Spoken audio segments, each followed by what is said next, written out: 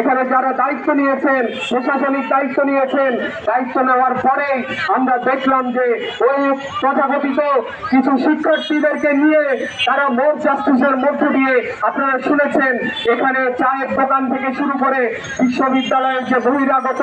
তাদেরকে উচ্ছেদের তারা উদ্যোগ নিয়েছেন। সংগ্রামী বন্ধুগণ, এখানে বিশ্ববিদ্যালয়ের প্রশাসনের উচিত ছিল যে দীর্ঘ শাসনের মধ্য দিয়ে আজকে বিশ্ববিদ্যালয়গুলো যে বন্ধুত্ব তৈরি হয়ে আছে, একদিকে যেমন সন্ত্রাসী দখলদারিত্বের মধ্য দিয়ে বিশ্ববিদ্যালয়ের শিক্ষার্থীদেরও যে মননে আঘাত সেটা ছিল,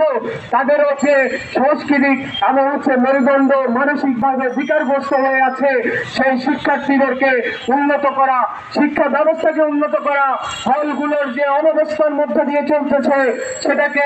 একটা পুনর্বাসন করা এবং সে ব্যবস্থাগুলোর উন্নয়ন ঘটানো। কিন্তু আমরা দেখলাম ওই প্রশাসন কি করছে, একদিকে এখানে বহিরাগত নাম করে যেটা বিশ্ববিদ্যালয়ের সাথে সংগতিপূর্ণ না, কিন্তু এটা নাম করে এখানে মানুষের চলাচলের বাধাগ্রস্ত করা এবং এখানকার যে মানুষের মুক্তিযুদ্ধের যে চিন্তা, মানুষের সাথে যে গণতান্ত্রিক যে সম্পর্ক এবং মানুষের সাথে মানুষের যে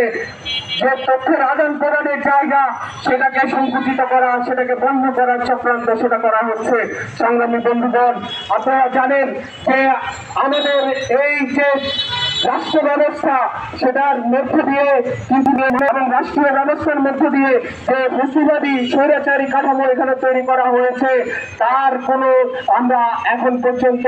উচ্ছেদ তো হয়েছে, কিন্তু যে পরিবর্তন, সেই পরিবর্তনের কোনো ধরনের উদ্যোগ বা কোনো ধরনের যে